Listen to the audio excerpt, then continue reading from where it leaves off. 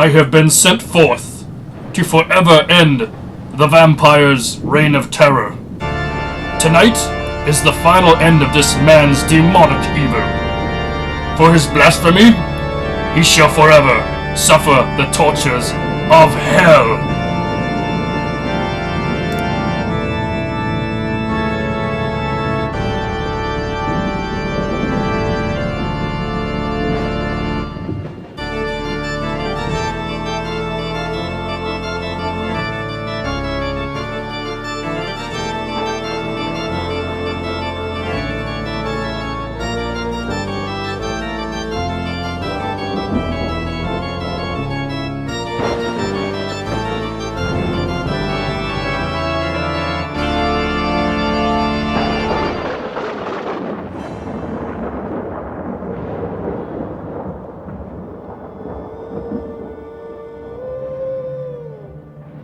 Welcome back, fiends, to another fantastic episode of Descent into Horror Hell.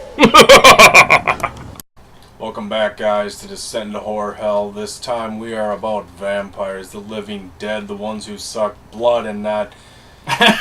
well, you know. Little Twilight reference there. Our vampires in this ep do not sparkle. We don't go that route. We go to the good ones, the ones that I know people want to hear about. We're going to give you some new ones, some ones you never heard of, some old ones, obviously, because those, in my opinion, in our opinion, are some of the best. Oh, yeah. But we're going to touch base on some new ones as well, but absolutely. Definitely. So, with that being said, we are going to raise our chalices of blood.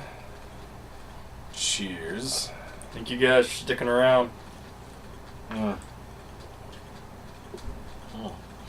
Let me tell you something, Ghoul. Ooh. If blood tasted that good, I would have to be a vampire. Because that drink is kicking my ass.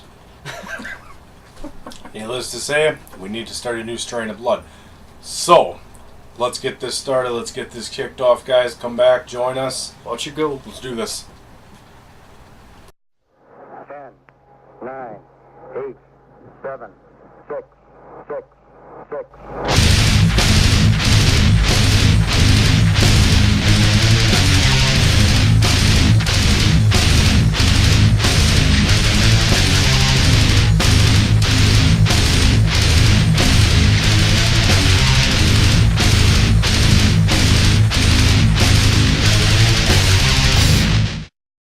Going on, guys, welcome back to Descent into Horror Hell. We're going to kick this off with, of course, our favorite one, as always, recent watches. Give me something to tickle your taste buds, I guess. To old movie, new movie, man, as long as, you love it. And I think we got... You enjoy it. I think we got new ones this time. Yeah. So, both new ones. So, this is going to give you something to... If you haven't heard of them, haven't checked them out yet, we're definitely going to got some good indie horrors we always present here. Let's do this. Descent into Horror Hell. I have Jason Cook's Seventh Day. Oh, yes. Yeah, great man. Movie. That was a good one. That was a good one. Me and Ghoul watched this one night. I showed him this finally, man, and he flipped, man. He loved it. It's a good fucking movie. It's great, interesting. Yeah, I mean, it's like right up there along with, Henry Portrait of a Serial Killer or Man Bites Dog or any kind of really good portrayal of a serial killer, like in the life of a serial killer, basically. Yeah, not so much like a lot of the films where they take off the real life serial killers. Like, this is kind of created its own, and that's what I liked about it. He's got this creepy narrator that kind of looks like he's out of Clive Barker's or something like Slenderman or something like. And just never explains why he's there, but he just interviewing him. Yeah, he's interviewing about what it's like to be a serial killer, and it's like in his head or something like that. Like, it's kind of like he's talking to himself, kind of deal, and making like his thoughts and all the shit he's doing is somehow like a story. Yeah, it's so well done too. It's well shot. I mean, the cinematography in this is amazing, and the gore. I also want to say Jason Cook's, what is it, his wife or his girlfriend, something like that. His wife, yeah. Actually did the effects in this movie, and this movie has some great special effects for gore. Remember the Acto knife or whatever in the back, or like splits the back open. Yeah, we were cringing during that part. Yep. See, and what was cool about that, like, it's one of those films that, you know, we always talk about that kind of makes you feel dirty. This one definitely. It just it goes inside of his life and how he's just so pathetic, and he just sits, you know, dirty underwear, shits himself basically, and just sits in it. Like, this is smoke, you know, does drugs with his buddy and ends up killing him. Of course, the only way to get a hot chick is to, you know, sit on a bench, is to, you know, piss yourself in front of her. Mm-hmm. You know, that's a turn on apparently. Yeah. Hey, it works for some. This movie's great, man. Check out Seventh Day. Amazing acting, amazing gore, a really good taste of independent horror. Check it out. Absolutely. Jason Cook's Seventh Day. Cool. What you got? I have one off that I got from Toe Tag. Oh, you know it's gonna be good then. You know, if they support it, you know, I definitely do. It was not knowing what to expect. This was, I guess, kind of a blind buy. Right. You know, Fred's birthday was last month. You know, happy birthday, Fred. Happy birthday, Fred. And you know, I just thought, like, I needed something kind of different, so I ended up getting Sunken Danish. Ooh. It is a Danish movie, obviously, with the title. It's a gore film. Very torture. It's like August Underground's, like, understudy. Shot in all black and white. And that was, and you know, we talked about this when we watched this movie. It does have elements that are just so badass and so cool. And in the back of our minds, we're sitting there going, I wish this was in color. I love the idea that they did something different, and you can still tell what's going on. Like when he's drinking her menstrual blood, which I'm trying not to give it away. It's not like I'm. You drink blood in this episode, but not that. Yeah, it's not like I'm appalled by this stuff. I'm just kind of like don't want to give it away. But you know, it's these two guys that basically just go around just torturing these girls, and like I said, you could definitely tell it's an August Underground type feel to it. I guess the ruthless dialogue and stuff. I guess the one thing is, I just wish if this stuff would have been so brutal in color. I can only imagine. But with that being said, though, Casper Jewell made this one. I know he did actually. It's a prequel to Monstrosity, which I have not seen yet. I'm really just kind of getting into this area. It's the first ever Danish horror film I ever heard. Like, you know, I know there's more, but you know, and it really comes to mind. This is actually like, what is that? Black Lava Entertainment, I think, put this one out. Yeah. And if anybody have ever heard of some of their movies, but no, it's actually it's an interesting film, and there's a baby scene which kind of threw it over the top. Oh boy, literally, or against the wall. Yeah, he got really pissed off and beat up a baby. But the baby is all rubber. You can totally tell it's rubber. We were laughing, but the whole concept of that is like, holy shit! What are we watching? Cuts her out, and he throws her around. He gets pissed off. I mean, it's definitely one of those movies. It is a lot of fun, and the thing is, the story is all in Danish or subtitles, so you do have to read it. The only thing that actually kind of annoyed both of us was the voiceover. It sounded like just something that was like a filter that was put over the voice. Yeah. Wasn't a fan of it. Yeah. It after a while you get used to it, I guess. But it's just, it gets annoying, and it's like, why do you need to have, especially when it's not even in English. That's what makes it, I think, even worse. Right. But given that, it's a great movie if you like those, not found footage necessarily, but like those serial killer, people just doing heinous acts to people. Really cool stuff. So definitely Sunken Danish. Check it out. Get it on the Toe Tag store. Support the underground. Seventh Day. You can also get that on the Toe Tag site as well. There you go. Support indie horror. We'll be back. Absolutely, guys. Cheers. Get to vampires. Never drink. Why?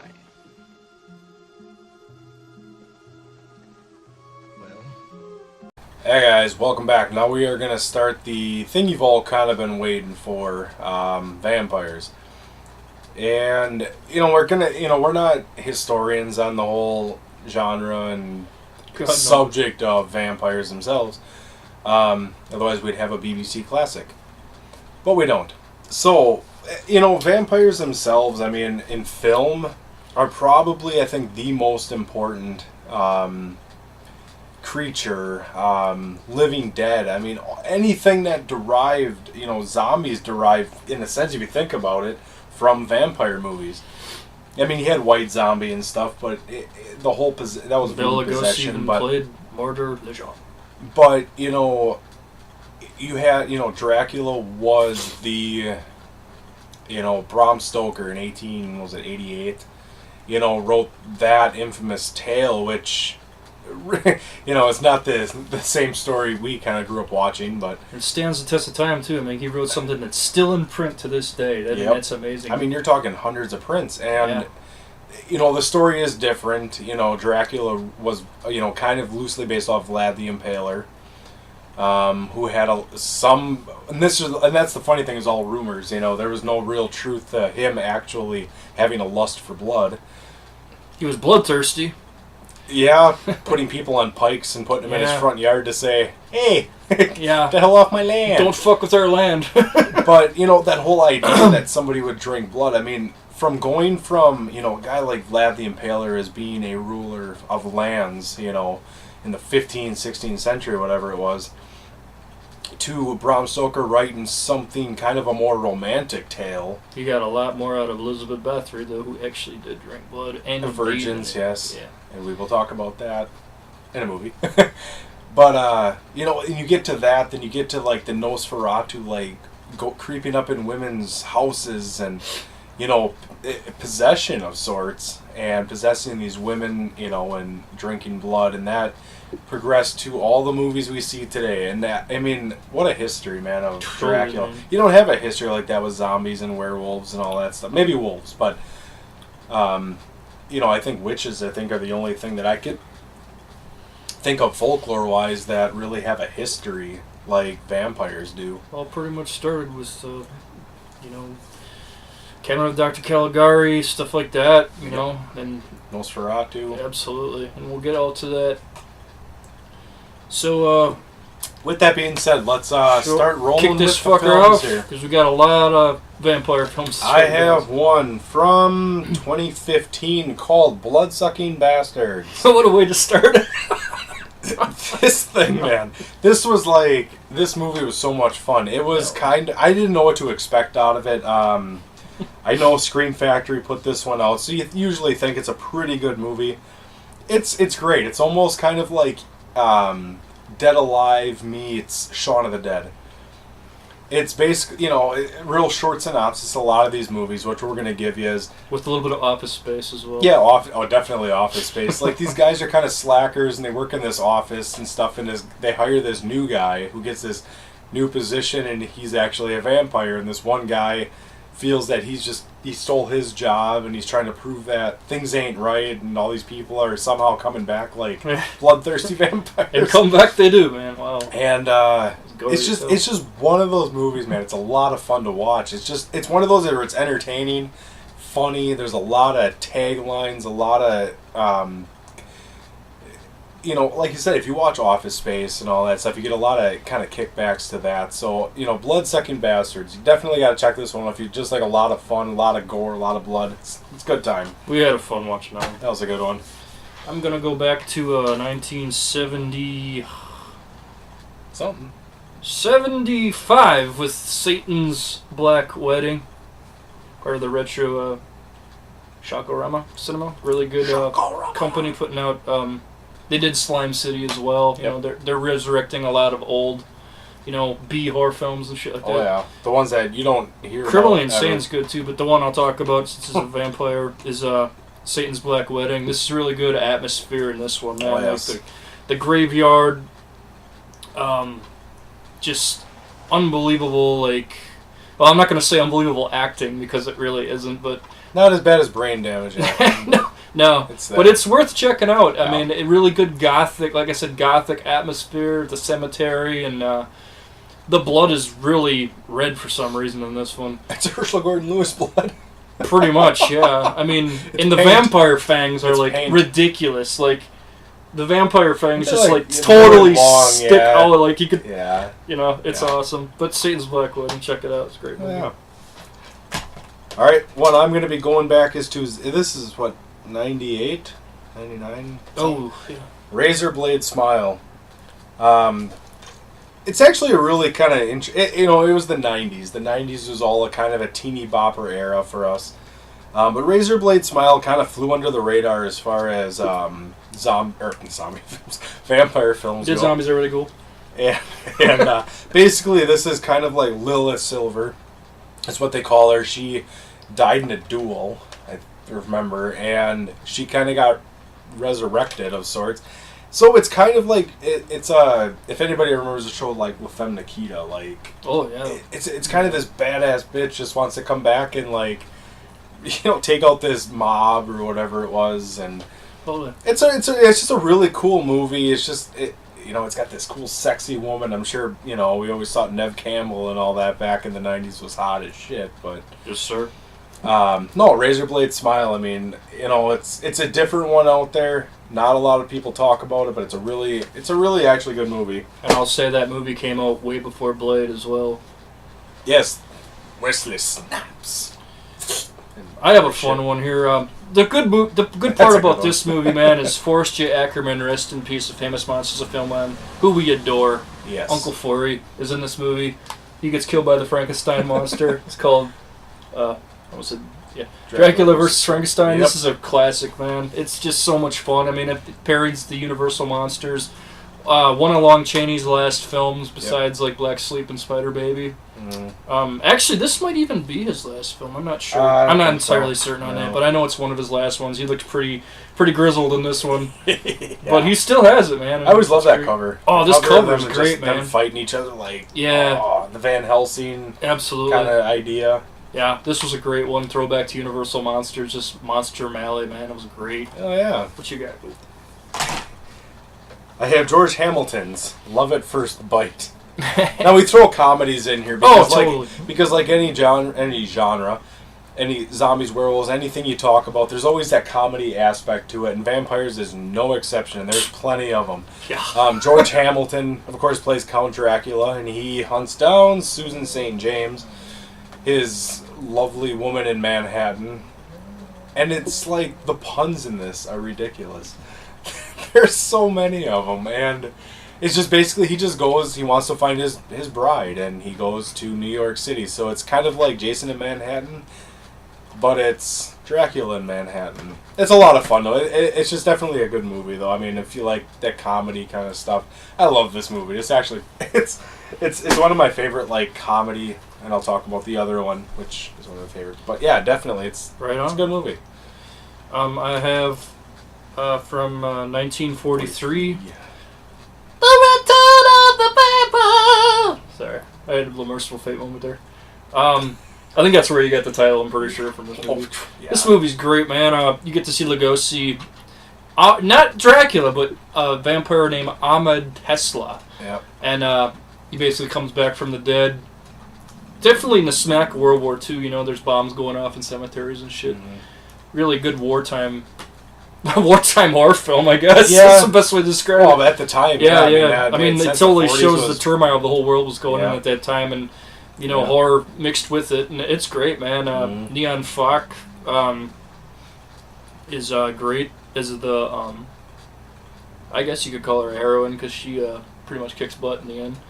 Yeah. Even under Amma Tesla's spell and stuff. Yeah. There's also, the really cool thing about this movie is not only does it have a vampire, it also has a traditional werewolf. Yes, it does. And that's probably one of my favorite werewolf, besides the Jack Pierce Wolfman type stuff. But it's a size of the norm. Yeah, it's storming like crazy here, and there's people out there. It's weird.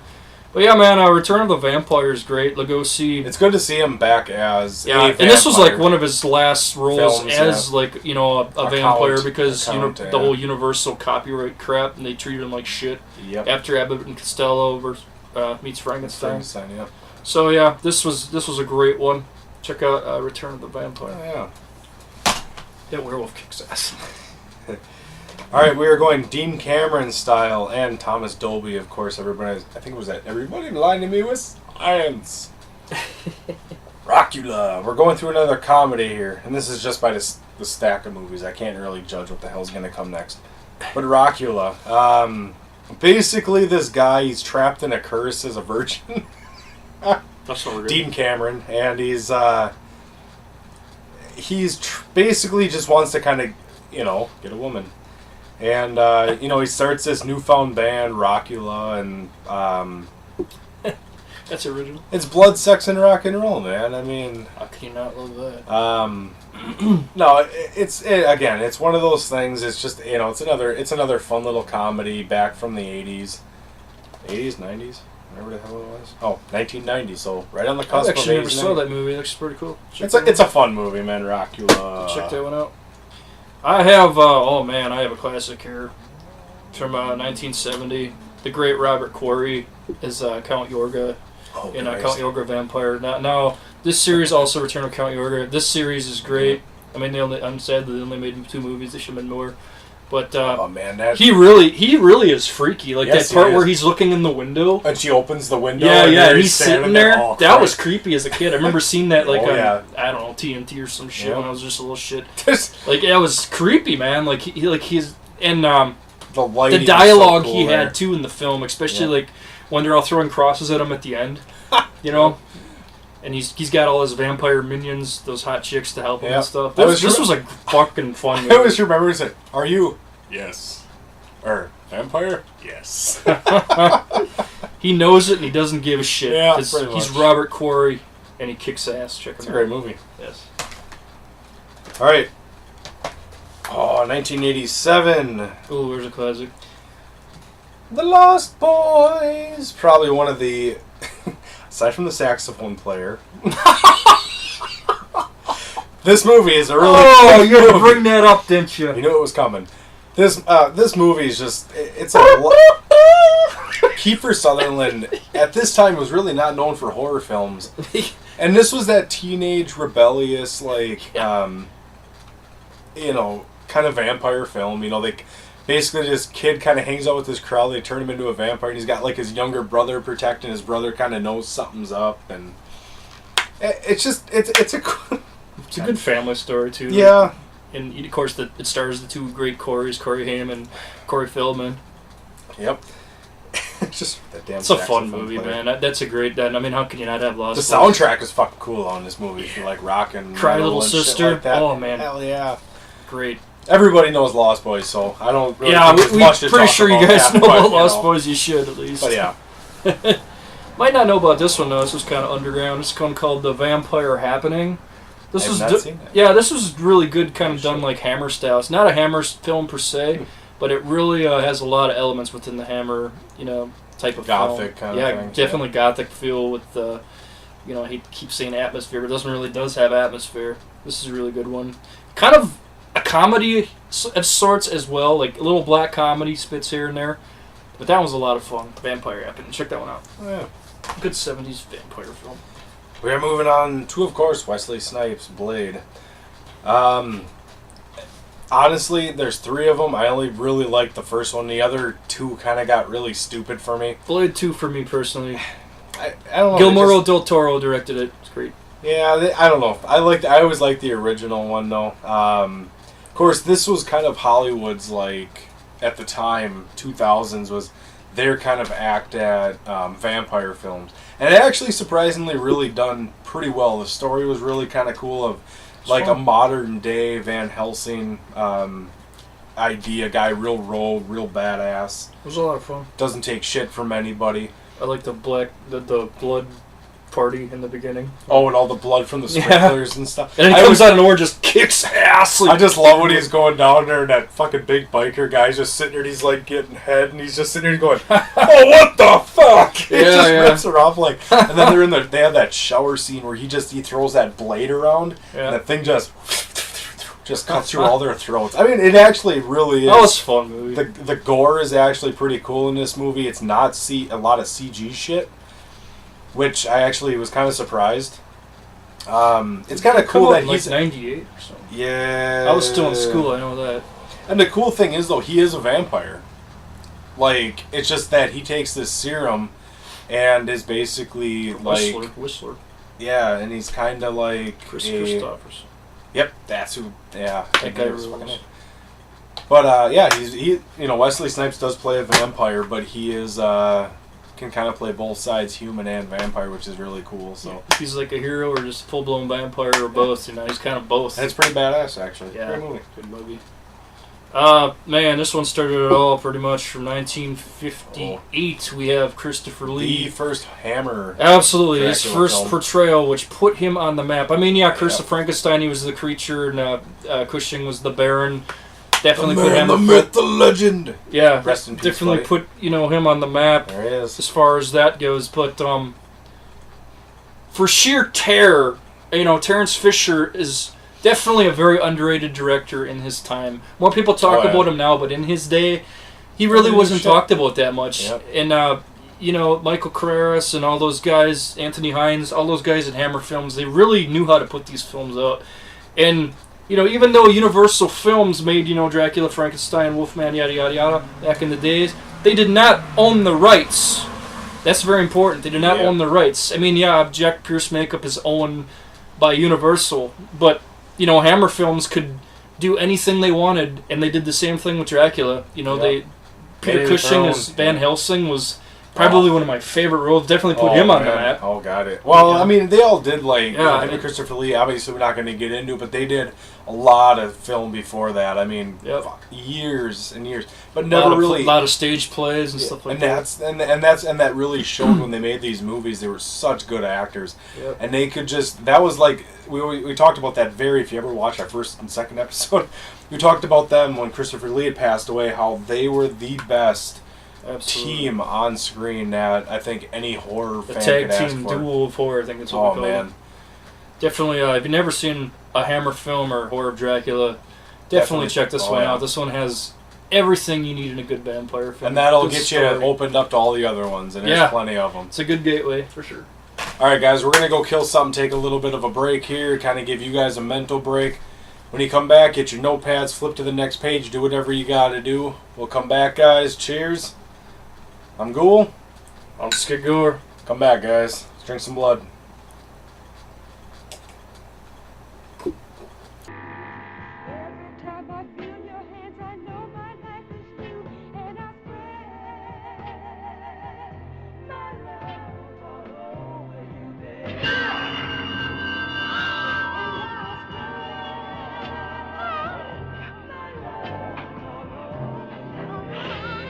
Alright guys, welcome back from that little tasty bloody treat that we had for you. Oh yeah. We're going to continue this thing going for you. I'm going to start off with, of course we talked about this, Abbott and Costello meet Frankenstein. This obviously has to be... classic. This was like all Universal monsters in one movie. I think everybody just loved this. Yeah. And Abbott and Costello, they obviously had Meet the Mummy. They had Invisible Man. Like they had all the, they all met him individually. But when they met Frankenstein, and I just remember they got all these crates in from wherever it was, this museum or something like that. And what do you mean he's alive? Check. Like it's just Bud Abbott and Lou Abbott and Bud Costello. That's it. Were just they were the best when it came to these movies. I love these. You got Africa Screams and all that. But as a monster fan, as a horror fan, nothing beats this. And to be able to see the whole thing about, obviously, why this is kind of in our countdown is because there's Dracula in it with Bela Lugosi. His last starring role at Universal. Yep. As Dracula. So it is very, very important. Robert Arthur directed this one, so there's definitely ties to the Universal market. Definitely. But definitely, man, Glenn Strange was in this one, sadly. But I like Glenn Strange. I like them all, man. Yeah. Glenn Strange was a good guy. Yeah. So I have from 2009, 2008. I'm sorry. You're Let the Right One In. Now, everyone pretty much should know about this film. This probably one of the best modern vampire movies, I would have to say. It's hard to beat this one. Just storyline and just definitely you feel for the character, really. I mean, just wanted a friend, who can't relate to that except the friend as a vampire. Or the people that have a lot of friends. Yeah, and then this little kid's getting all bullied and everything, and she just wants to have a friend, and it's a really touching story. I mean, it was made in the U.S. called Let Me In, which I never seen, but I hear it's pretty good as well. I actually do own that one as well. But this is really one to check out. The original Let the Right One In. This is a really good film about vampires from modern times. You got gold. All right, we're going back to Universal. This is an interesting one. Curse of the Undead. That one I never seen. This one is from 59. And this is basically Dracula goes to the Old West. You're kidding me, right? Not a chance. And he's a gunfighter. Oh my god. That I gotta see. I never saw it. Basically, he just goes in there, he's the gunslinging vampire. I mean, if Universal hadn't run out of ideas at this point, sounds like it. into the 60s, they did with this one. But this movie is actually pretty funny. And it's actually pretty good, because Westerns were really big back in the 50s and 60s, so to think, I think it was I know there's Frankenstein meets Jesse James and all, other movies like that, so why the hell not? Billy the Kid meets Dracula. That would have been another one, actually. Why the hell not? So, Curse of the Undead from 1959. Michael Pate, whatever, plays Dracula in that one. I'll have to check that one out. Definitely Never saw monsters and westerns. I'm intrigued. We have Ken Russell's Lair of the White Worm. Ken Russell, of course, known for The Devils and Gothic and just great films like that. But Very definitely put into vampirism for Lair of the White Worm. There's a lot going on in this movie.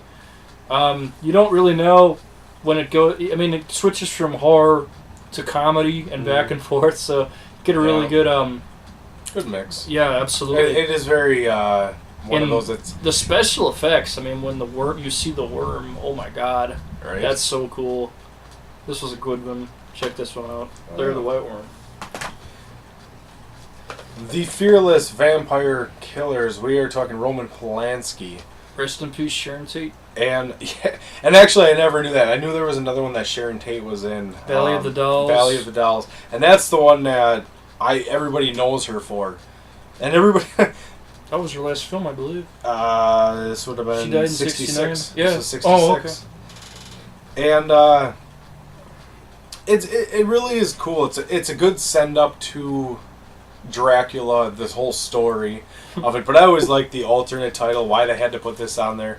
But pardon me, but your teeth are in my neck. That's the classic title. I love that. And it's just so cool. But, seeing a Roman Polanski movie, man, his movies were so good. Repulsion, Rosemary's Baby, and like that. The Tenant is another the way he just made movies, and the way how he did a vampire film, and it is one of those movies now when you watch it and you see Sharon Tate, you just kind of, if you're a horror fan or a serial killer fan, not a fan, but somebody who's interested in it, and you've seen the murder photos and stuff like that, and you see Sharon Tate in a movie, it really does kind of make you kind of sit back and go, shit.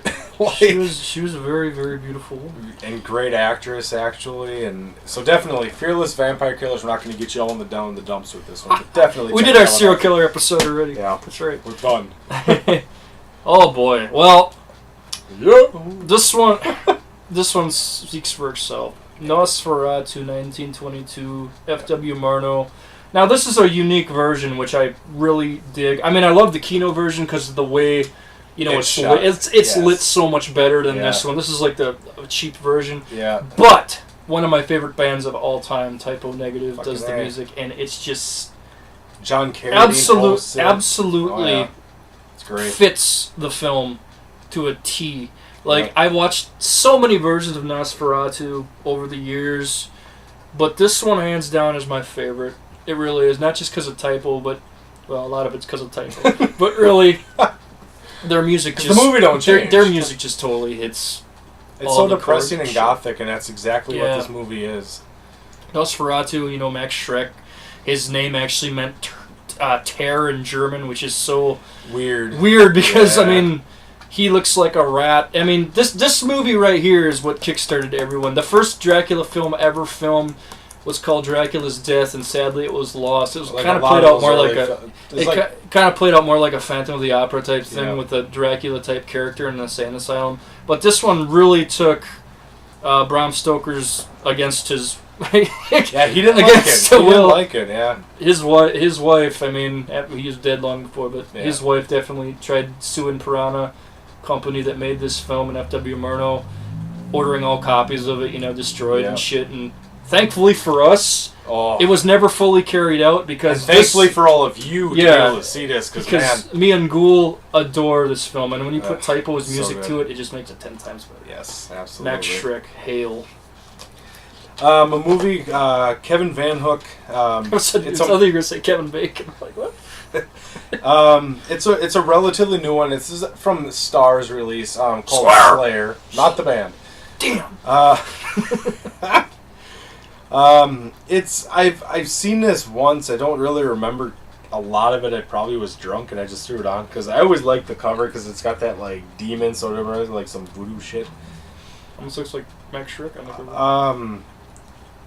But it's a lot. I guess it's a lot of blood in it. That's what I remember. I just remember people dying left and right. There you go. Danny Trejo's in it. Of course, he's the man of like 10 million movies at this point in his career.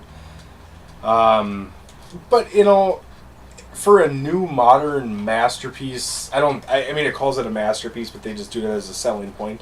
It's not the greatest movie, but it's not a bad movie. It's got a lot of cool, kills in it, I guess, for that. I've had that one on my show for years and just never It's got a cool story to it. So, I mean, it's definitely worth checking out. I think there's a lot of practical effects from what I remember, so. That's what happens when you drink and you try to watch movies. 1988, Lamberto Bava, Dinner with a Vampire. Now, this was actually originally a made-for-TV movie back in the late 80s. He also did another movie called Graveyard Disturbance, which I also own. That's a good one. And he also did, of course, the Demons films, which he's mostly known for. Yep. But Dinner with a Vampire it's fun. It's a fun movie. I mean, it's definitely got comedic elements, but it's also got a lot of serious stuff. This vampire who happens to be a film director is, holding auditions in his castle. I mean, that should have been a red flag right there, right? Yep. And, having his guests watch this old, Nosferatu-ish type fucking vampire film he made. That was a big fucking lightning right there. Yeah, it was. But, you might hear it. But, yeah, man, shit just goes bad. All of a sudden the guests find out that he is a vampire, and they still want to keep their jobs, but they don't want to turn into vampires. It's a good movie, man. It's a lot of fun. Horrible fucking... I can't really even say acting, because this movie is dubbed in English. Or, I'm sorry, this movie is in Italian, so... No! This movie is dubbed in English, but it's Italian. Wow, I'm sorry. Who's the drunk one now on Blood? But, this is a fun one. Check it out. The North of Vampire. Alright. We are doing another Hammer film, and rest assured, we're not doing every Hammer film, and there's a lot of vampire ones, because at some point there will be a Hammer episode. Absolutely. Stay tuned for that one. But The Legend of the Seven Golden Vampires. Peter Cushing, Christopher Lee does kind of make a brief appearance of sorts.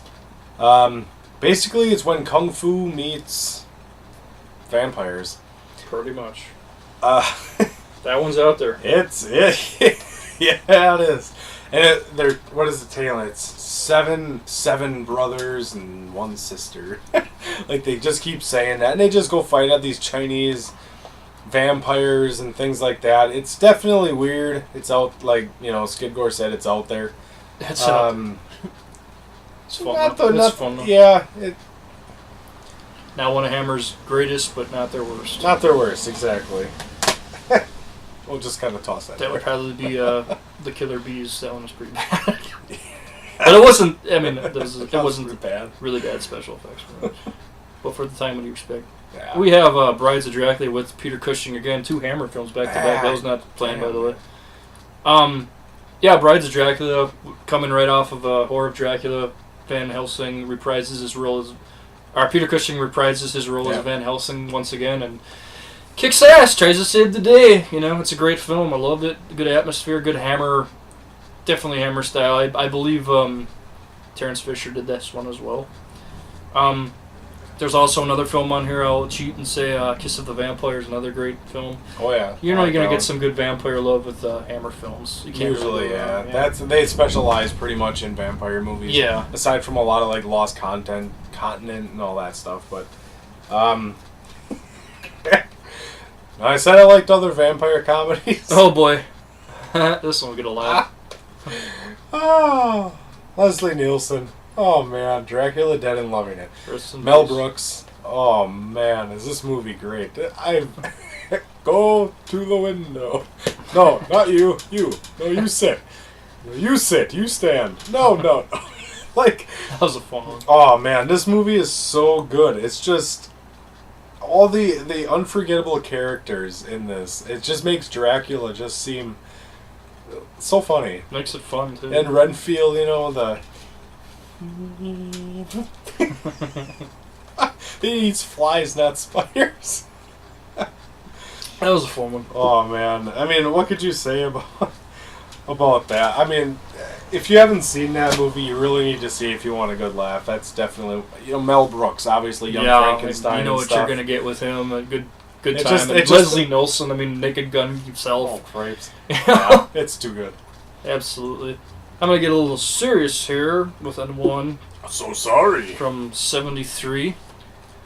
Good movie. Lamora, or A Child's Tale, The Supernatural. Yeah, we both love this film. That's a creepy ass movie. This movie has atmosphere, so this one definitely does. Like, it's a creepy ass movie. That bus ride just alone, when she sees all the creatures out.